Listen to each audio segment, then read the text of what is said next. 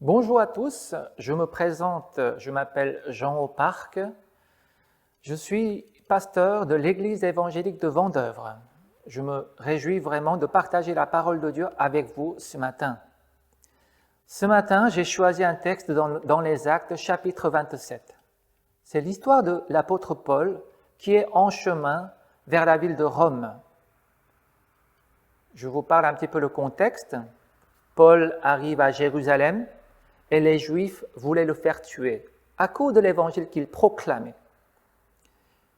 Mais comme les Juifs n'avaient pas le pouvoir de condamner à mort avec leur propre loi, ils s'adressent à l'autorité romaine. Pendant le procès, Paul dévoile qu'il est romain et revendique ses droits de citoyenneté romaine. Et il en appelle à l'empereur. Je m'explique. À l'époque, ceux qui avaient la citoyenneté romaine étaient considérés comme des privilégiés. Et ils pouvaient justement être jugés à Rome. Dans ce processus, donc, Paul part avec les autres prisonniers pour être jugé à Rome. Pendant ce voyage, en bateau, un vent violent qu'on appelle orachilon, qui veut dire aussi vague et vent d'est, se déchaîne. Il y avait une grande intensité de la tempête, déjà rien que par leur définition. Le bateau commençait à se désintégrer avec la tempête. Alors, les marins aguerris, expérimentés, ont tout essayé pour régler ce problème. Tout d'abord, ils ont ceinturé le bateau. Mais le bateau était toujours incontrôlable. Malgré leurs efforts, il y avait toujours un risque que le bateau chavire. Du coup, ils ont dû choisir, ou plutôt ils ont dû décider de jeter par-dessus bord les objets du bateau, comme leur lit, les tables. Ils ont dû même peut-être arracher une partie du bateau pour alléger encore plus le poids, pour garder le contrôle. Toutes ces démarches étaient vraiment difficiles pour les marins, parce que ça se passait dans des conditions très difficiles. Tout d'abord, ils ne pouvaient connaître le jour et la nuit tellement il faisait noir. Effectivement, cette tempête orachilon était venue avec les nuages sombres qui cachaient le soleil, la lune, les étoiles. Et imaginez un petit peu tous ces gens dans la panique et dans le noir. Une fois, j'étais au nord de la France, à la plage de Deauville, et j'ai pu sortir dans la nuit pour voir la mer. Et à ce moment-là, il y avait plein de nuages qui cachaient les étoiles, la lune, et c'était vraiment le noir total. Ça me faisait peur. Alors que ces gens-là qui étaient sur le bateau, eux, non seulement il y avait le noir total, ils pouvaient mourir à tout instant. Et avec tous ces changements, ils avaient perdu leur repère. Ils ne savaient même pas où ils étaient en train d'aller. Et puis, avec tous ces ballottages dans tous les sens avec le bateau, ils ne pouvaient trouver un moment de répit pour manger et boire. Ils ne pouvaient même pas dormir non plus. Ils étaient complètement désespérés. Ils étaient fatigués, épuisés, au bord du gouffre. Ça me fait penser un petit peu à la parole du psaume 23 qui dit « Même si je marche dans la vallée de l'ombre de la mort », ils avaient l'impression que la mort était en face d'eux. Ils étaient dans le désespoir total. Et cette périple n'a pas duré 1 jour, ni 2, 3 jours. Ça a duré jusqu'à 14e jour. Parfois, nous aussi, on peut se sentir complètement perdu, déboussolé. On peut avoir même peur d'une certaine situation de détresse.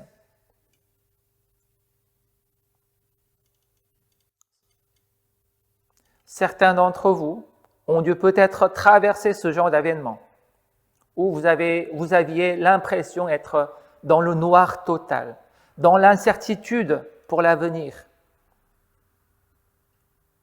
Les raisons pourraient être diverses, peut-être à cause de la maladie, ou peut-être tout simplement à cause du Covid, à cause d'une perte d'emploi, perte d'un être cher, ou à cause des problèmes relationnels, conflictuels, etc.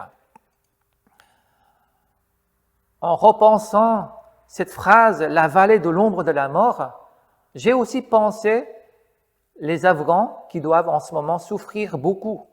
C'est vrai, ils sont maintenant complètement dominés par les talibans et ils doivent se sentir comme ces gens qui étaient sur le bateau, comme si la mort était en face d'eux. Oui, le terme « marcher sur la vallée de l'ombre de la mort » correspond bien avec leur situation. Cependant, après le 14e jour, ils reprennent de l'espoir, alors que jusqu'à maintenant, ils étaient complètement abattus, juste avant. Comment cela a pu être arrivé? Qu'est-ce qui s'est passé entre le désespoir d'avant et l'espoir qu'ils ont retrouvé? Qu'est-ce qui s'est passé? Eh bien, il y avait l'apôtre Paul, ou plutôt l'intervention divine a fait qu'ils ont pu avoir un certain brin d'espoir. J'aimerais vous lire ce passage d'intervention où Paul parle aux gens du bateau. C'est dans le chapitre 27, verset 23. « Un ange de Dieu à qui j'appartiens et que je sers m'est apparu cette nuit et m'a dit, « Paul, ne crains point, il faut que tu comparaisses devant César.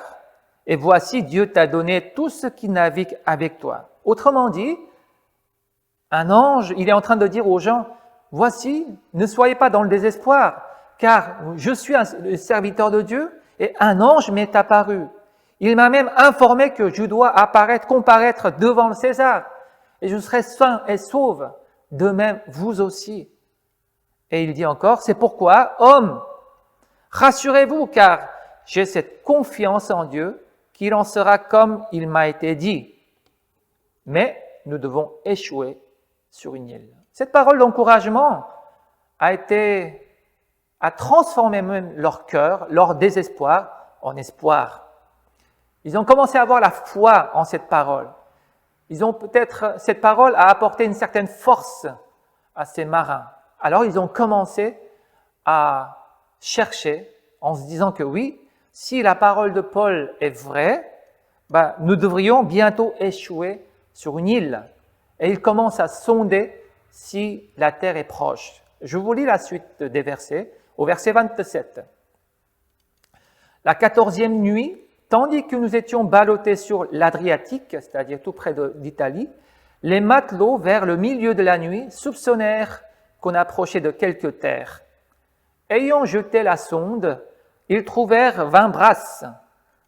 Un peu plus loin, ils la jetèrent de nouveau et trouvèrent 15 brasses.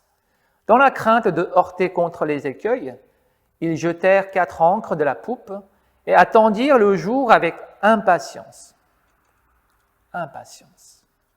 Voilà, la parole de Paul a transformé leur comportement. Ils ont commencé à sonder et ils ont vu que la terre était tout proche.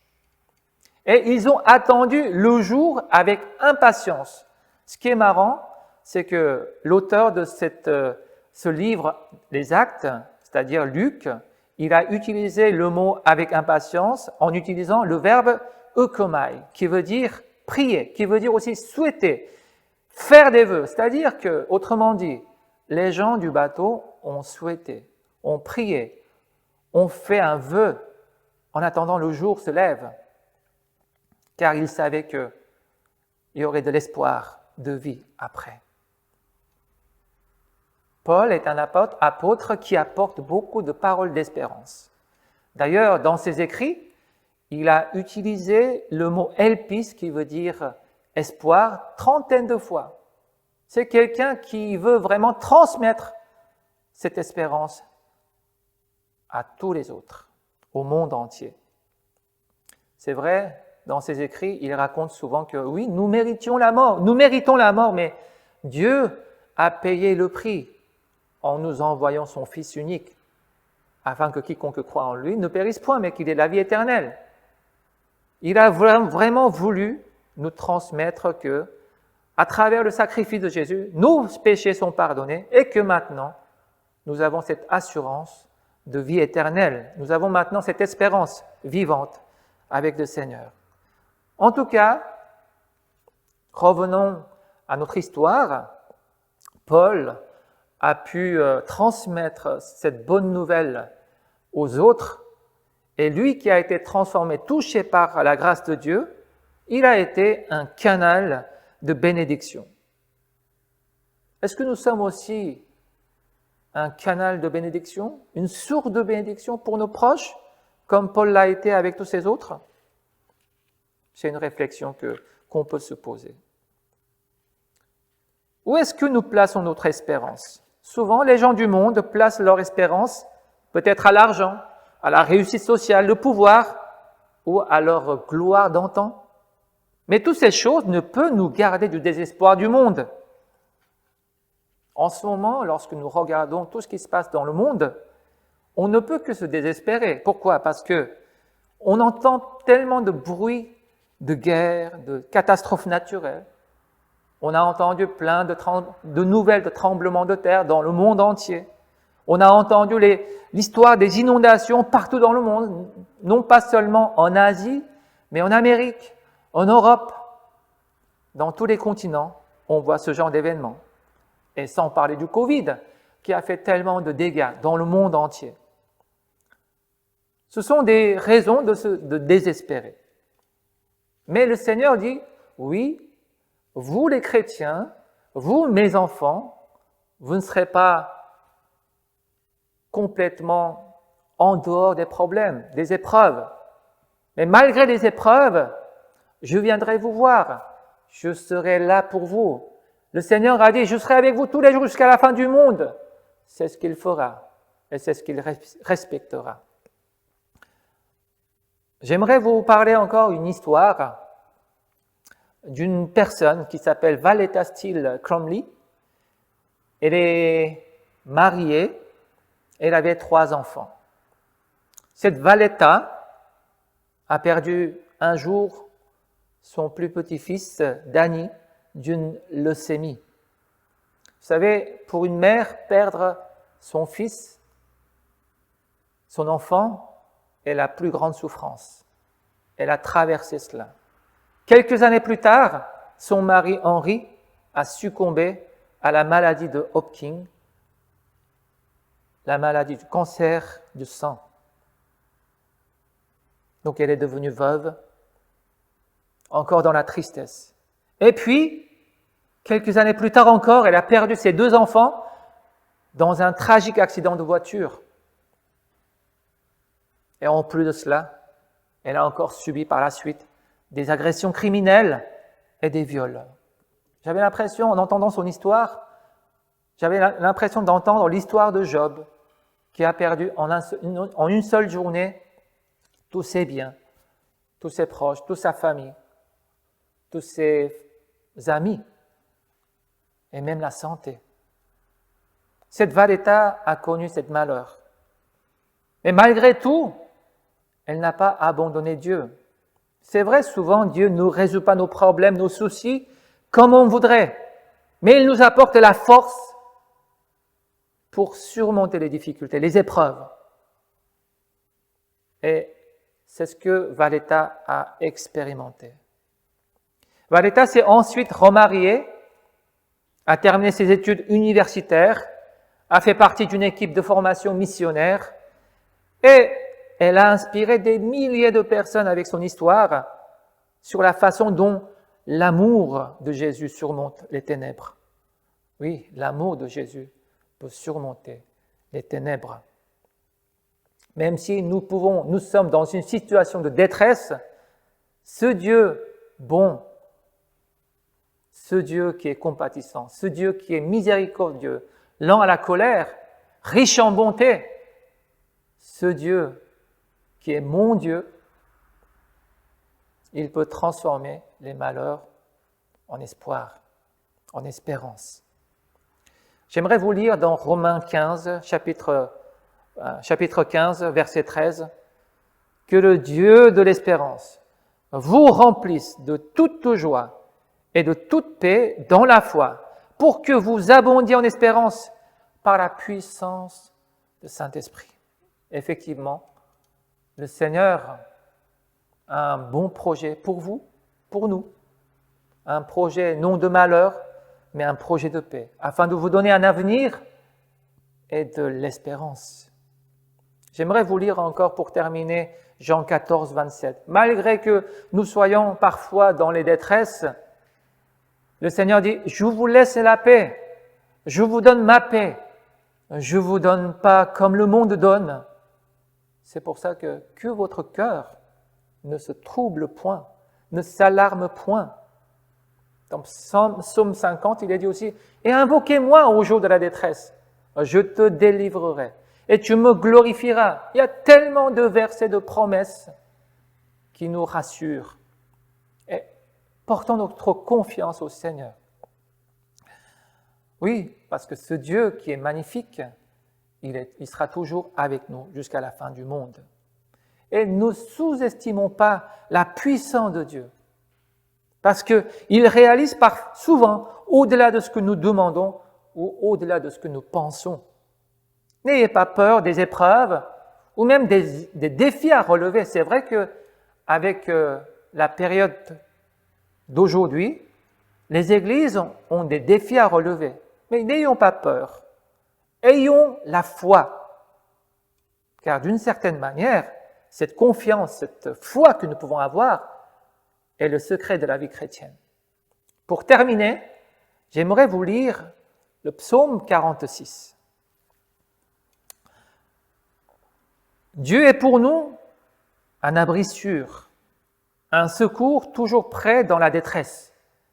C'est pourquoi nous n'avons rien à craindre, même si la terre se met à trembler, si les montagnes s'écroulent au fond des mers, si les flots grondent, bouillonnent, se soulèvent et secouent les montagnes, le Seigneur de l'univers est avec nous. Le Dieu de Jacob est notre forteresse.